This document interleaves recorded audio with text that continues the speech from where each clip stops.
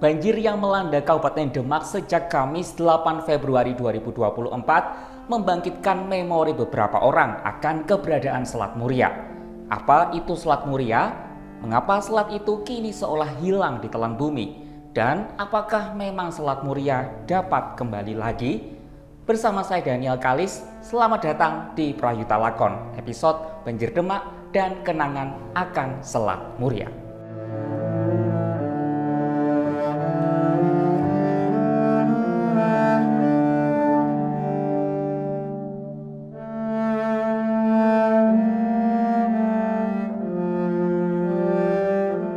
Kabupaten Demak sedang dirundung prahara.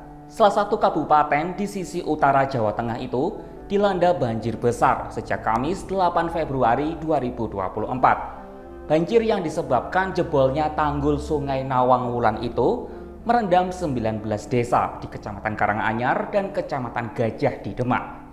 Banjir ini jadi salah satu yang paling parah merendam wilayah tersebut. Ketinggian air bahkan mencapai 200 cm alias lebih tinggi daripada rata-rata tinggi orang dewasa. Hingga Rabu 14 Februari 2024, lebih dari 84.000 jiwa terdampak dan lebih dari 22.000 orang terpaksa mengungsi. Para pengungsi ini tersebar di berbagai kecamatan yang ada di sana. Banjir tak hanya merendam pemukiman warga, namun juga ribuan hektar sawah. Tak hanya itu, lalu lintas di jalur Pantura Demak menuju Kudus maupun sebaliknya juga lumpuh. Belasan kendaraan roda 4 atau lebih masih terjebak banjir di jalan Pantura yang menghubungkan antara Demak dengan Kudus. Bahkan jalur Pantura Timur dari arah Kudus menuju Demak dan juga sebaliknya ikut terputus akibat banjir ini. Nah, di media sosial, warganet lalu banyak mengaitkan banjir ini dengan kemunculan dari Selat Muria. Beberapa dari mereka berspekulasi, apakah banjir tersebut menjadi pertanda kalau selat yang sudah lama hilang itu akan kembali lagi. Memang kita di zaman lalu bentuknya pulau-pulau seperti itu dan di zaman sekarang juga pasti sudah ada perubahan struktur tanah, kenaikan air laut dan lain-lain. Ya mungkin sekali ada hubungannya antara banjir Demak kemarin, terus juga mulai naiknya rob dan lain-lain, itu akan mengulang lagi siklus yang memang air laut kita itu naik turun gitu loh, setiap jangka mungkin beberapa ribu tahun, beberapa ratus atau beberapa ribu tahun sekali, mungkin semacam itu. Karena terjadinya nggak baru sekali dua kali, tapi dari kita miliaran tahun yang lalu, siklus itu sudah terus berjalan. Namun sebelum kita masuk lebih jauh, memangnya apa itu Selat Muria?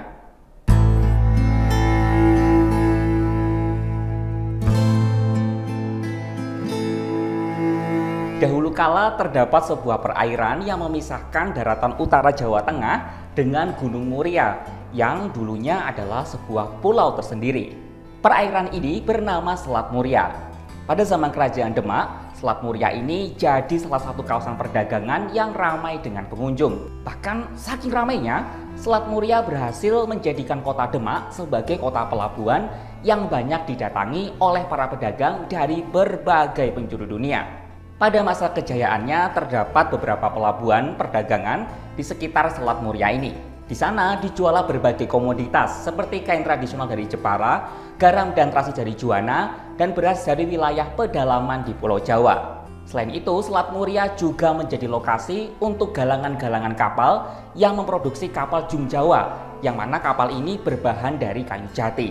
Namun karena terjadi konflik politik, maka komoditas yang awalnya ada di Selat Muria itu berpindah ke Pelabuhan Sunda Kelapa yang ada di Jakarta. Lalu mulai tahun 1657, endapan dari beberapa sungai yang bermuara ke Selat Muria membuat selat tersebut makin lama jadi makin dangkal. Sungai-sungai itu antara lain adalah Sungai Serang, Sungai Tuntang, dan Sungai Lusi. Akibatnya kapal-kapal besar tidak bisa berlabuh ke Selat Muria lagi. Kalau Selat Muria berpengaruh terhadap Kerajaan Demak, ya pasti Mas. Kerajaan Demak itu kerajaan yang awalnya bergantung pada kondisi maritim. Nah, perdagangan maritim dan harus terpaksa mulai mengembangkan basis negara berbasis agrari. Jadi istilahnya itu kan suatu hal yang ya nggak mudah ya pastinya ya. Jadi istilahnya kalau misalkan andai kata ada peristiwa besar semacam itu dan di mana itu menjadi salah satu tulang punggung perekonomian, pertahanan dan lain-lain dari suatu negara itu pasti akan ya pastinya akan cepat kolaps. Apalagi di tahun 1500 akhir itu Demak juga kan sedang ada invasi. Invasi itu memerlukan berbagai macam logistik, pembiayaan dan lain-lain. Di saat yang sama juga pengendapan Selat Muria itu juga cukup cepat. Jadi kondisi yang membuat runtuhnya kerajaan Demak itu ya salah satunya adalah ya itu tadi. Jadi mulai surutnya Selat Muria itu bisa dibilang menjadi 70% dari awal terjadinya kesusahannya kabupaten maaf jauh kerajaan Demak. Dengan kecepatan pendangkalan yang mencapai 30 meter per tahun, lama-kelamaan Selat Muria jadi tertutup dan menjadi daratan sebagai hasil dari proses sedimentasi. Nah, kini wilayah bekas Selat Muria menjelma menjadi daratan di sepanjang pantai utara Jawa yang meliputi Kabupaten Kudus, Grobogan, Pati, dan Rembang. Tak hanya berhubungan dengan Kerajaan Demak, Selat Muria ternyata juga berhubungan dengan Kerajaan Kalingga. Berdasarkan catatan Cina, Pulau Muria sudah menjadi kerajaan besar saat Kartikeya Singha memimpin Kerajaan Kalingga. Selat Muria menjadi jalur lalu lintas ekonomi dan politik di kawasan tersebut. Catatan itu menyebut dua kerajaan yang menggunakan Selat Muria adalah Kerajaan Holing atau Kerajaan Kalingga dan juga Kerajaan Sepo. Nah, dari catatan itu diprediksi wilayah Pati Utara dan Jepara bagian timur itu menjadi pusat dari kota Kalingga kala itu. Bukti-bukti lain adanya Selat Muria adalah temuan fosil hewan laut di situs Pati Ayam Kudus. Di sana ditemukan beberapa fosil hewan laut seperti moluska, ikan hiu, penyu, dan buaya yang usianya diperkirakan sudah di atas 800.000 tahun. Selain itu, air laut dari Selat Muria yang masih terperangkap hingga kini dapat kita lihat di objek wisata Bedokuwu yang ada di Grobogan.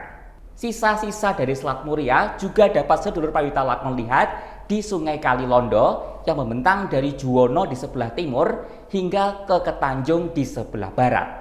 Selain itu, beberapa sungai juga terbentuk dari bekas Selat Muria, misalnya seperti Sungai Silugonggo.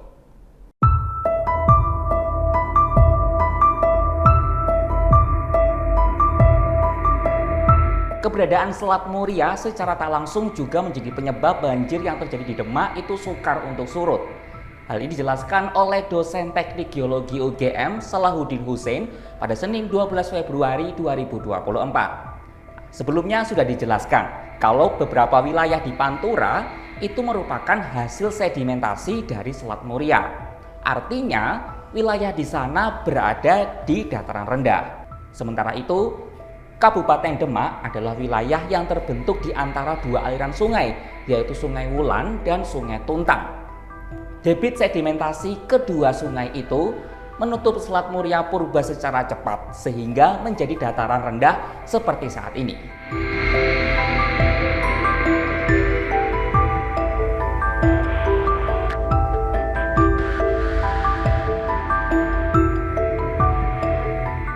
Ditambah faktor hujan deras yang terjadi secara terus-menerus, tak heran banjir Demak cukup memakan waktu untuk surut.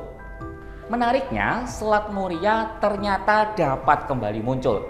Jadi istilahnya kalau kita bicara tentang hubungan relasi ramalan Jayabaya, tanda kutip, terhadap apa yang tadi disampaikan Selat Muria kembali, saya bisa menjawab, ya mungkin bisa saja terjadi. Karena memang kita lihat apa yang dititeni oleh orang zaman dulu itu ternyata mereka valid kok. Mereka benar-benar diteni itu dengan tepat gitu loh. Jadi istilahnya secara logis ya memang bisa dapat seperti itu. Hasil analisis dari Climate Central memprediksi Kabupaten Demak akan seluruhnya tenggelam pada tahun 2050. Dengan tenggelamnya Demak serta daerah-daerah di sekitarnya, memungkinkan Selat Muria yang telah lama hilang akan muncul kembali. Meski begitu, pemerintah Jawa Tengah sudah mengantisipasi prediksi tersebut, salah satunya dengan menggelar program Mageri Segoro, berupa penanaman bibit mangrove di Desa Bedono. Sedulur Pradita Lakon, itu tadi pembahasan soal banjir Demak dan Selat Muria. Kita sama-sama berharap semoga banjir dapat segera surut dan para warga dapat segera beraktivitas seperti sedia kala. Sekian episode Pradita Lakon kali ini. Saya Daniel Kalis, sampai jumpa di Pradita Lakon episode selanjutnya.